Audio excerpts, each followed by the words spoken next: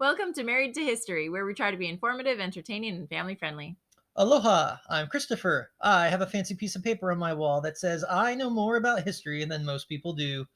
I'm Shirley, and I'm a homeschool mom that relies on good curriculum, Broadway musicals, and Christopher to teach our kids history. Honey, I have a question for you.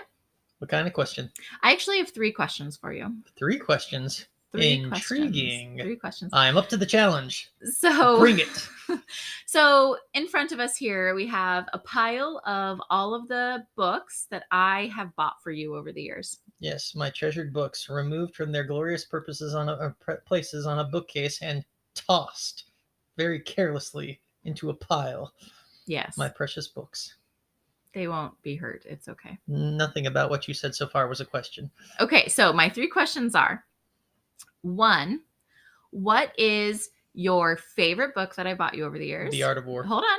2, how many copies of Machiavelli's The Prince have I bought you? 2. And 3, why am I so much better at gift giving than you are? That hurts. But it's true. Okay, so question number 1, what is your favorite book that I've ever bought you? I said The Art of War just a moment ago, but I have to take that back. Actually, my favorite one is The Reluctant Warriors. Wait, So, what's The Reluctant Warriors? The Reluctant Warriors is this one here. All right, so if anybody is interested enough, it's The Reluctant Warriors by Donald Armstrong. This is a tale of the Third Punic War. For those of you not familiar with it, the Third War between Carthage and Rome. This was back when Rome was not the completely dominant powerhouse that it would eventually be. There used to be 2 superpowers in the Mediterranean world. There was Rome and there was Carthage. They fought 3 wars. We call them the Punic Wars. Rome wins all 3 of these. But the first 2 tend to get more attention. The first one gets a lot of attention because the Romans didn't have a navy. The Carthaginians had why didn't they have a navy? The Romans had no need for a navy up to that point in time. They were limited to the Italian peninsula at that point in history. But it's a peninsula. They're surrounded by water. Not completely. They can go north or they can go south and not run into water. That's what a peninsula is. Okay. So they had no need for a navy, or at least they didn't have a very large, capable one. Okay. But they were able to capture a Carthaginian ship. And because the Carthaginians were so expert at putting together their navy, their vessels, they had imagine like you're putting together a certain sets or models today. Okay. The parts were all labeled so that anybody building the ships knew exactly handy. where to put the parts so they can quickly assemble their ships. Wait, so they had like tab A, slot B right there? Yes. That's awesome. So when the Romans found one that, if I remember correctly, it was abandoned, like they thought it was going to sink or it was on fire or something like that. Whatever the case was, the Romans were able to get their hands on one and figured out, thanks to all these markings, how to take it apart and how to put it back together again. So the Romans copied it very swiftly, were able to build a fleet, and they went on to eventually win that war. So the first war gets a lot of attention because of that. That story's always been fairly popular. So what you're saying is the Carthaginians invented IKEA. Were their instructions for the boat as bad as IKEA instructions? Seeing as how the Romans were able to copy it and build a fully capable navy, I'm going to say their instructions were better than IKEA's. I don't know whether I don't even know if I've heard the reputation for IKEA. Are IKEA instructions bad? They're terrible. Okay. We've never gotten IKEA furniture. Is IKEA going to sue us now? Probably. Okay. No, but it's a thing. Everyone knows IKEA instructions are bad. I'll take your word for it. I didn't know that. Well, they are. Was IKEA invented after the 50s? I have no idea how old IKEA is. Probably why. They're Scandinavian.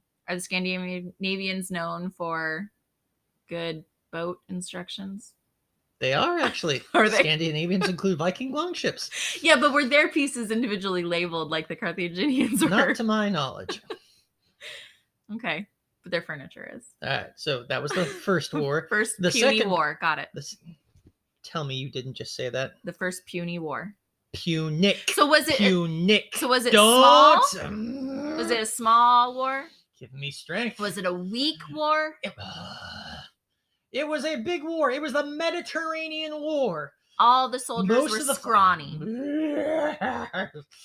Most of the fighting took place around Sardinia and Sicily, if I remember correctly. So Okay. it was largely in the Mediterranean Sea, largely a naval war. Some land battles around those islands. I don't believe any land battles, or at least many large ones, got into the Italian peninsula or went into North Africa, where the Carthaginian Empire was based. I think it was mostly on the water and around the islands. Okay. We call it the Punic War, not because it was puny or the people was puny or whatnot, but that is the modern, or to the best of our reckoning, that is the Latin word for Phoenicians. The Carthaginians were descended from the Phoenicians. So contrary to some popular belief, the Carthaginians were not North Africans like most people today would think of North Africans. These were not the type of people that today we would expect to see in Morocco or Libya or Egypt. These were. I had no expectations because I have no clue where Carthage is. For the most part, these guys. Okay, so maybe I was wrong when I said like Egypt. So the Phoenicians were largely Greek mixed with Middle Eastern culture. Okay. So predominantly, they were definitely lighter skinned than other people in North Africa. Okay. I'm hesitant to say they were white guys. Some people have theorized that they were white. I don't know that we have any evidence to that. I've read the theories that he was white, but I've never read anything that was like gave me a definitive argument that said, oh no, because of this, he was definitely white. Okay. In either case, they definitely were not. And they definitely were not as dark-skinned as other African people at the time. Okay. Let's see here. But yeah, so again, that's why it was called the Punic Wars. That was the Roman word for the Phoenicians. All right, so the second war is the one that gets all the attention. The second Punic War is where Hannibal comes into being. Lots of people have at least heard about Hannibal. Some of the famous stories about him. Wait, wasn't he a cannibal? That is a fictional character. Silence of the Lambs. That's a documentary of his life. That is a fictional character named Hannibal. Yes, you were right in that is a story about a fictional character named Hannibal. Hannibal the cannibal. I'm talking about Hannibal Barca, who was a real person that was a member of, or that was part of the Phoenician Empire, lived during the Second Punic War time. And like I said, the famous stories about him are he's the one that marched his elephants across the Alps. If I remember correctly, he started with somewhere around 50, 60, but only like 5 or 10 actually survived the trip. Oh, so while he did get some of them across, not enough to actually turn them into the elephant cavalry weapon that he wanted. Wait, why? Because I don't know if you've been to the mountain ranges, but when you think of elephants, where do you think they're from? The savannah. Yeah, the savannah, the flat jungle. Plains where it's kind of warmish, right? So they were dying of exposure, not like in the war? Correct. Most of the elephants were dead before they ever saw a battle. Holy cow. So I don't remember what all the reasons were. Some of it was definitely the terrain. Some of it was bad food, bad water, or not enough food, not enough water. They were attacked on more than a couple of occasions. So Hannibal did not take boats and sail to Rome. Hannibal started off in Spain. That's where he was from. Spain belonged to the Carthaginian Empire at the time. Hannibal marched across the Iberian Peninsula overland through the Alps and then came down into the Italian Peninsula. And not everybody they encountered along the way was friendly to them. So they had more than a couple of occasions where people were where they were attacked by other people, and that cost them some things. But anyway, so in addition to the story of him getting across the Alps, there's a famous battle that, to my knowledge, is still taught in military academies around the world. There was a battle called Cannae, where he just isn't that a city in Hawaii? What does Hawaii have to do? Kaneohe, I think, is the town in Hawaii that you were thinking of. Oh, okay, sorry, they're so similar. So similar. And Hawaii is so close to the Iberian Peninsula. So close to the Iberian Peninsula, yes. They were only on the other freaking side of the globe! Anyway, yes. Yes. One great battle of Cannae. Yes, glorious. So then eventually he was recalled home. He was never able to attack Rome directly. He was called home to defend because Rome realized, okay, they can't beat him. So in order to get him out of there, they attacked the Carthaginian home provinces, and that forced them to recall Hannibal. And Hannibal was defeated in a battle called Zama by a Roman named Scipio Africanus. That's a cool name. It is a cool name, actually. Scipio. So that's how the second Punic War ends. The third Punic War, like I began this with, so sorry, really doesn't get that much attention, and like because it's more puny than the others. Go on. Fine, yes, it is. It is smaller in scale than the others, I and knew it. I'll kind of explain why that is. So, in the case of the third Punic War, basically, go back to the end of the second, there were plenty of people, plenty of Romans that wanted to destroy Carthage. They did not want Carthage to exist. They wanted to get Mhm. rid of it. They finally get their way around about the time of the third Punic War. And so, like, I was guilty of this too. I didn't know that much about the third Punic War. I mean, I knew there were three of them, but I only knew the stories out of the first and second. Didn't really know Uh-huh. anything about the third. So when you got me this book years and years ago, yeah, I was Mhm. very excited about it. If I remember correctly, it only took me like a week or two to read it. Dang. Um, and so yeah, I really enjoyed this story. It talks about how basically at the end of the Second Punic War, in order to establish quote unquote peaceful coexistence between Mhm. Carthage and Rome, Rome basically handed Carthage a list of rules. Very, very common in warfare after a surrender or after the war is over, and the losers have to obey these rules. And they usually very much overly favor the winners, and among other Mhm. things, provisions are put in there to make sure that the losers cannot rearm themselves and try to fight back at some future date. Okay. So the Carthaginians accept these rules. They don't really have a choice in the matter. But as time goes on, the Romans get a little bit more and more oppressive, instituting more rules, more restrictions on them. Naturally. And the Carthaginians, they continue to go along with it. I can't say that they're all happy about it, but they continue to go along with it. Really? Eventually, up to the point where the Carthaginians have literally given away everything that they have, every weapon that they could have that could Yeah. possibly, in some way, shape, or form, be used to defend themselves if anybody, least of all the Romans, attacked them. Wait, that's a bad idea. It usually is a bad idea because as soon as that was done, the Roman Senate voted to declare war and attack Carthage. Nobody could have predicted Nobody could have that. predicted that. I mean, in the history of the world, at no Oh point in my time has an aggressive gosh. enemy ever disarmed the population and then Uh-huh. attacked a population. Dang. So, and it was really awesome when I started reading about this because the people of Carthage, they really rallied around this. I mean, there are Huh. stories of all types of things. People were donating their fine things, their furniture, their jewelry, or whatnot, so they could be melted down to make Oh, weapons at the last second. wow. We have stories of women cutting their hair, shaving their heads, so that their hair To can be make rope? twined together to make ropes for catapults Oh, and sails and things of that, wow. or whatever other equipment they need. People literally gave everything that they had in order to get some means of defense Wow. together. And even though they do still lose when the Romans come for them, they Oh, I womp think womp. I think the work that they put into it is so admirable. Like if somebody were to make a movie about this today, Mhm. this would be one of those ones where by the end of the movie, even it's another one of those ones where even though you know what the end is, or anybody Yeah. who's not historically ignorant on the matter knows what the end is, you're going to be rooting for the people of Carthage at the end of this thing because they The put so much underdogs. work and so much love into this. And yeah, so I loved because these were all stories that I hadn't heard about before. I'm thinking this is an awesome test. Like I said, there's no such Mhm. thing as horrible history because humans have done awesome things throughout history. Right. This is another one of those cases where this is a story about human people from an entire city, an entire culture banding together, doing awesome things in the name of being able to fight for themselves to preserve their way of Mhm. life.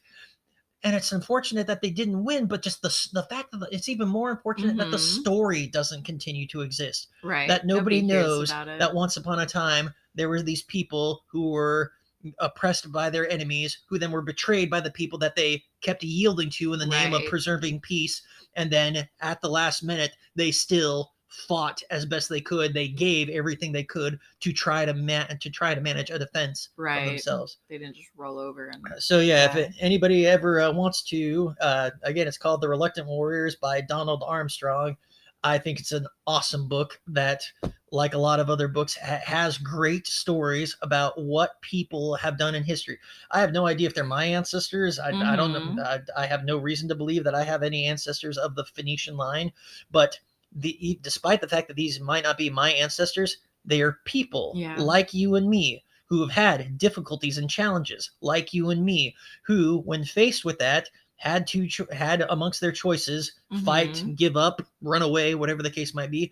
And these people chose to stay, to fight back, to resist. And it's just a shame that these stories aren't known anymore. This is Mhm. again, like I said, it's another awesome testament of what we as a people, as a species, are capable of doing. Mhm.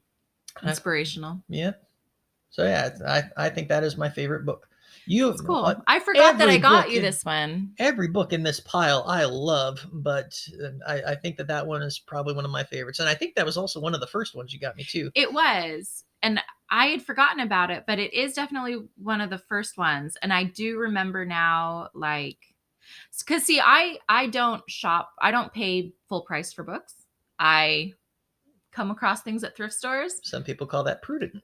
It's thrifty for sure. So I never pay more than a couple dollars for books. And so yeah, this one was in a withdrawn library connection, and it says Carthaginian Empire at the top. Mhm. That's the only reason I knew it was a history book. Like, I didn't know anything about it. I'm glad you recognized Carthaginian Empire. Yep. So since then, I've mostly focused on getting you books that were primary sources, because I'm not going to strike it gold every time when I get a book like this. Done pretty good so far. That's true. But I have focused on getting you primary sources like the Federalist Papers or so I don't remember if we addressed Plato's this in the Republic past for or anybody whatever. that might not be familiar. Primary source is what we call a document, an interview. If in the cases of if there was an audio recording or a video recording of somebody who was actually there at the time, observed the conditions, or giving their account of what happened. Again, that was actually there at the time. Secondary sources are what we call anybody that takes a primary source and either adds them all up together or comes up with their own spin or their own belief about what like happened an analysis from that. So yeah, so anything that we talk about on this show, or at least almost anything I can think of that we're going to talk about on this, is going to be, I'm going to be a secondary source at best. Right. I have read an awful lot of primary sources. I've read an awful lot of secondary sources. And so for the most part, anything you're going to get out of me, especially because these are all done on the fly and I don't have time to prepare, are going to be secondary sources from my memory and interpretations. Yep. All right. But that's one of the cool things about that fancy piece of paper I have on the wall.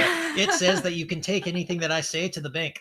Well, not to the bank, but you'll be able to put it down on your history papers and say that, yes, I said that. So therefore it should be able to pass your history exams that you got to turn in. You can quote him in your bibliography, but you should get other sources too to corroborate. More sources is always good. I'm not saying that I'm wrong and leading you astray, but more sources is always better than one source. Right, or if you're misremembering something. You know that thing, don't put your eggs in one basket? Same thing applies to your sources. Yep. All right, so we still have time. I can't tell you how many times I've read papers by people who only went to one source, and I'm like, ugh, that is the most ridiculous thing that you can ever say. I'm glad you found one person out there who is willing to say that crazy thing that you're willing to believe. Yeah, you can find one crazy person to say anything you want to believe. Mm-hmm. That's why 2 or 3 are always better. Yes, out of mouth of 2 or more like witnesses. Legs on a stool. 3 or more is like better. A stool, indeed. Okay, we still have time. What is your second favorite book that I've ever bought you? My second favorite book, that would probably be The Art of War. See, and I don't remember buying you this one. I'm sure I did, but this is a really nice book. It is a very nice cover. If I got this from a thrift store, I probably paid more than $2. I mean, it's got gold on the edge of the pages. It's very nice. It's like hardcover, and it's like engraved and stuff. This is a nice book. It is a nice book. I remember for a while, like, you were reading it digitally, or I had found it digitally because you wanted to read it at one point, and we didn't have a physical copy. So yeah, I probably started reading it digitally. Yeah. That's a pretty book. It is a very pretty book. Maybe I should share a picture on our Instagram. So, The Art of War was a Chinese book written by a man named Sun Tzu. If you listen to our podcast where we talked a bit about the Romance of the Three Kingdoms, a point in China's history. Yep. Sun Tzu, the guy who wrote this book, The Art of War, supposedly was an ancestor of Sun Jian, Sun Si, and Sun Tran, who we talked about in that podcast. Supposedly. I didn't know it was connected. I don't think there was ever a confirmation. If I remember correctly, he claimed to be descended from Sun Tzu, but I don't know if there was ever any proof, any what's the word I'm looking for? Any family tree that was genealogy that was specifically connected to him. So maybe it was just good PR, good branding. And for all I know, Sun at the time was the Chinese version of Smith in America. Everybody had that name. Oh yeah, maybe it was common. Yeah. Okay. But yes, you should do a well thought out episode all about the art of war, because I know that the art of war is important in all the wars that you study and talk to me about. It is not everybody who has led war or done war has read from that book. I highly Mhm. recommend that. Yeah, they do, because a lot of the stuff that he's talking about in there are still basic tenets that are always good ideas. Yeah. I think one of my favorites is that you never want to destroy your enemies, or well, no, that's not the right way to say it. There's one in there that says that you must always give your enemy the illusion that they have a means of retreat, a means of escape of some kind, because if you don't give them that, then they're going to fight like lions when you try to Yeah. destroy them. But if you give them that aspect of hope, that thought, that chance there might be a means of escape, Mhm. then instead you're going to get, and they're not going to fight like it's a last stand. They're not going to fight as valiantly, and in Yeah. fact, some of them might try to run away instead. Yeah. And thus, not only will that make it easier for you to defeat them, but it also means that you yourself will suffer less casualties when you fight Mhm. that battle. Do you think I should read it? Do you think that I would gain like relationship advice from here? Relationship advice. Marriage is war. Marriage is, And marriage is not sometimes, what were war. you saying about If letting marriage your was war, opponent? No, no, listen. What did you say about letting your opponent think that they're winning or whatever? So they have an illusion, and then you come in and get them. I concede your point. That's what Marriage I is do like with you war. as much as I can in every argument. Yes, honey, you're right. I was about to But say, I'm right. if marriage was war, you would have conquered me a long time. Oh, yeah, Yep. yeah. Yep. Oh, It's awesome. I don't want to talk about that book anymore. It's a good I book. hate that book. It's a good book. Throw I that need one to at read the it. bottom of the pile. Nope. All right, we have time for one more. All right. Well, I think my third favorite book would be, I don't remember what it's called. Where was? Oh, here it is. All right. The Crusades Through the Arab Eyes Ooh, I remember that one. by Amin, and I'm probably going to butcher this, Amin Malouf. I'll definitely post pictures of these book covers on our Instagram. So I have read, I don't know how many different tales, seen lots of different movies and whatnot about the Crusades. It's a fascinating period to my mind that took place over the span of several hundred years. But I enjoyed this one because everything that I've read before this was always from the Christian side of things. So this was the first thing that I've ever read that gave me more insight into the Arab side of the conflict. Mm-hmm. And it helped me to understand so much better, first off, how the Christians were able to be so successful in those early years. And to understand. Were they though? In the early Were years, they yeah. so successful? The first crusade was very successful. Oh, okay. They I set don't on know. their goal. Yeah, they captured the city of Jerusalem. They set up a Christian kingdom. Okay. The second, There's so many crusades. I'm like, I don't remember. the all first of them. crusade was very successful in large part because the Arabs were like everybody else, even though they were the Arab people were the predominant people in the area. Mhm. They didn't all get along. They weren't unified. They had their Right. shares of infighting, brothers that hated each other, rival kingdoms and whatnot. Mhm. And so when the Christians showed up, they were kind of able to take advantage of that. The Arab people, first off, they weren't expecting this massive invasion to come out of Right. nowhere, and they weren't unified. So they didn't bond together and say, "Oh, we got to get rid of these evil Yeah, Christians that that have come into our helps. land." So the first crusade was basically, yeah, the most successful. They took over Jerusalem amongst others and set up a Christian kingdom, the kingdom of Jerusalem, Yeah. that continued for about another 150 years, I want to say. Dang. Second crusade was, if I remember correctly, not really anything too official. Like the first crusade was a definite thing at that happened. Right. The second crusade was more kind of a staggering end. Just a new Christian knights kept showing up throughout that 150-year period or so. Uh-huh. And helping to preserve the kingdom of Jerusalem. But the kingdom does eventually fall to the ever famous Saladin, who's the leader who, for the most part, manages to unify all the Arabs in the area against the Christians. After that, you have the Third Crusade. This is the one where Richard the Lionheart comes from England to launch a crusade. He doesn't have nearly as much success as the previous Christians before him do. And meanwhile, his brother John is destroying things back. Yes, if you've heard of the legend of Robin Hood about King Richard and the bad King John, yes, when Richard ran off to fight in the Crusades, his brother John stayed behind and tried to usurp the kingdom. I shouldn't say tried. He succeeded. I don't remember. I don't think Richard dies in the Crusades, but Richard does eventually die on some other campaign, and John ends up taking over. Right. With his snake friend. So yes, well, I can't say that Robin Hood is real you because missed there it. is no proof that Robin Hood is real. Yes, Richard was real, and yes, his brother John, who was a bad king, was real. And he did have a snake friend. I have no idea. I don't recall reading anything about snakes. In fact, Robin Hood was a what fox. I've read about John makes me think that he was probably a bit of a sissy. I doubt he had a snake friend. He was a sissy in the movie. John? Are you thinking about the movie, or are you thinking about the cartoon where he was about an animal? I'm thinking about the Disney movie of Robin Hood that's definitely factual. You mean the Every cartoon? bit of it. Yes, where Robin Hood is a fox and John is a lion who sucks his thumb. So they got that part right. He was a sissy. Give me strength. I am inclined to believe that he was a bit of a sissy, yes. But he wasn't a lion. Anyway, going back to this awesome book. Not the Disney cartoon. Okay, Crusades. Yes, it's an awesome book, which gave me the other side of the story that I'd never heard before. And yeah, I enjoyed reading it. Very cool. And does that cover all the Crusades or just those first 3? If I remember correctly, it covers the first 2, definitely. It might have included some bits on the third one. I don't remember for sure. It definitely did not include the fourth or any thereafter. Oh, okay. And how many were there? There was like 1 million. So me personally, I count that there were 4 Crusades. So why do you say that there was only 4? There was more than that. All right. So I say that there were 4 because I classify them more off by the periods or the intents of them. Oh. So like I said, with the Second Crusade, Crusaders were constantly coming, not always in big waves, sometimes just in small groups, or smaller groups, I should say. Okay. Sometimes some groups are bigger than others. But yeah, there are the 4 that I like to classify are the First Crusade, the one that was the most successful. The Second Crusade is more of a period rather than an organized single event. The Third Crusade was definitely an organized event.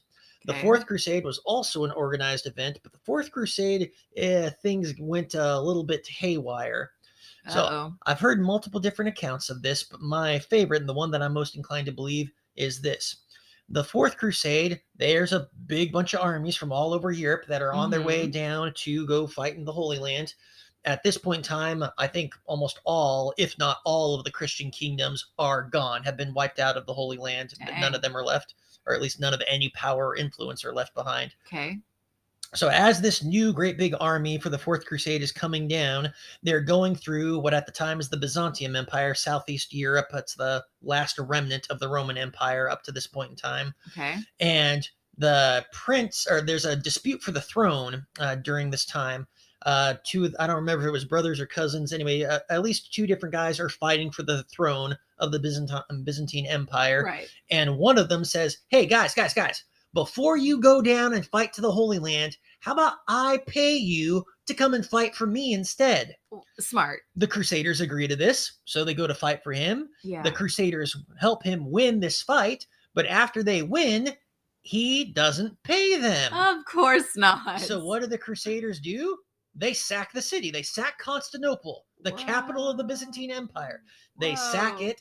And then after they've sacked it, since the Crusades really weren't about spreading religion, but more so an excuse for a lot of these guys to get money and loot and whatnot. Right. Well, after they've sacked Byzantium, and Byzantium, again, like I said, the last vestiges of the Roman Empire, there's a lot of stuff there. A lot of literature, a lot of artwork, a lot of other things that have kind of disappeared or vanished from most of the rest of Europe. A lot of the Crusaders, they've got all the loot they want now, so they head home with their loot from Constantinople. And this, believe it or not, is actually one of the things that leads to the Renaissance. These, amongst many other things, but these treasures, these artifacts that the Crusaders take from Constantinople and bring back home with them, refurbish those old ideas of the Roman Empire and how awesome everything was, and start people on this path of looking at the arts, looking at the past, looking at how glorious things were. And this sets up a good foundation for the Renaissance. So we can thank that greedy, selfish Byzantine emperor for the Renaissance. Yes. He's my hero. I don't know his name. We can also celebrate an ancestor of his for the fact of the Crusades happening in the first place. Which one? I don't remember which one off the top of my head, but one of the leading theories for the only reason why the Crusades take place in the first place is because as the Muslim empires are expanding their empires, one of the directions they're going is into southeastern Europe. Right. So the only ones that are standing in their way between them and the rest of Europe is the Byzantine Empire. And the Byzantine, they're losing this fight. They eventually will lose this fight, we know. But they are losing this fight. They're having a hard time. So one of the emperors goes to the Pope and says, hey, we need help. The Pope then spreads the news all across Europe that, oh, hey, there are efforts needed in the Holy Land to go and fight. You get the church's backing, you turn it religious. In the beginning, it was all about answering this plea for help and getting in a large invasion force to go help the Byzantine Empire be able to survive. And sure enough, it worked. After the First Crusade is successful, a lot of the Muslims in the area, they're concentrating on taking back Jerusalem, and Byzantine gets a break for a while. Dang. That sounds like a fascinating story. It is. That you'll have to finish History another day. is fascinating, not horrible. Some parts are horrible. Some parts are less awesome than others, I will grant you. But history is not horrible. Even the bad parts, the ugly parts, the messy, we don't like it, we're not proud of it parts are important to our character as a people. I didn't disagree with that. Sounds like you mean that every time. Never have. All right, we'll stop there. Thank you for listening. If you liked what you heard, then please subscribe, tell your friends, and leave us a 5-star review. If you'd like to hear a future episode with more information about today's topic, email us at marriedtohistorypod@gmail.com or DM us on Instagram at marriedtohistorypod. Also, please contact us if you have a silly question idea or if there's something from history that you would love to learn about. Just be sure to specify in your message if it's silly or serious, because we don't want to treat a genuine quest for knowledge as a joke.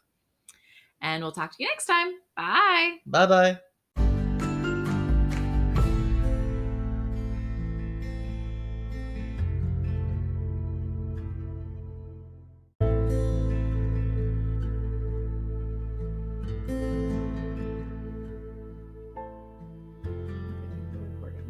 Are you sure about that? Yep. What? Did you want to take some ibuprofen before we start? No, I think I'm good. It's, the numbers are still counting up, so that means that my headache can't be that bad. That makes sense. Now remind me, the numbers counting up means that it is recording now. It is recording now. I still wish to revisit how wrong it seems that there's not a countdown to help me to get ready. I'm sorry that it is less than ideal according to your standards. Are you sorry, though? I'm really not. I not. think that was sent sarcastically. Yep. Yeah, see, you don't care about my needs. I don't. That's just mean. I know. I gotta be so mean. Because that's who I am. A mean person? Yes. Did you just confess that on the air? So anybody that's listening to this is going to finally understand why my life is so miserable? Oh, yes. Your life is so miserable. It is, really. Okay. You ready to start? I thought didn't we just get done deciding that we started a minute ago? We'll start as soon as you're done. I thought the whole purpose of this thing was me talking. As soon as you're done being annoying. I thought the whole purpose of this thing was me being annoying and talking. Yes. You ready? Okay. Welcome to... Oops, let me try again. Not so easy, is it? Is it? I didn't say anything wrong, but I short-circuited and I didn't know what I was saying next. Okay.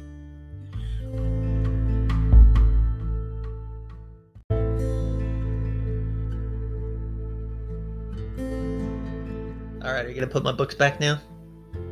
I suppose I will. Thank you. I have to take pictures first. Precious books. Doesn't matter if I look at them. They're kind of some of them are bent up because of the way you stack them on top of each other. They'll live. Do they have to be put back in a certain order, or can I just throw them on the shelves? Exactly the way that you got them. I have no idea how I got them. Will you forgive me? Will you forgive me if I mix them all up?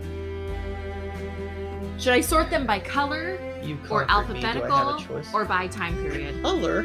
What different colors are you seeing? Black, brown, white, red, all the books. This one's yellow. They're almost all black and white. Yeah, there's a little bit of red. You got the one Okay, yellow so not one. by color. Do I have to do it by time period?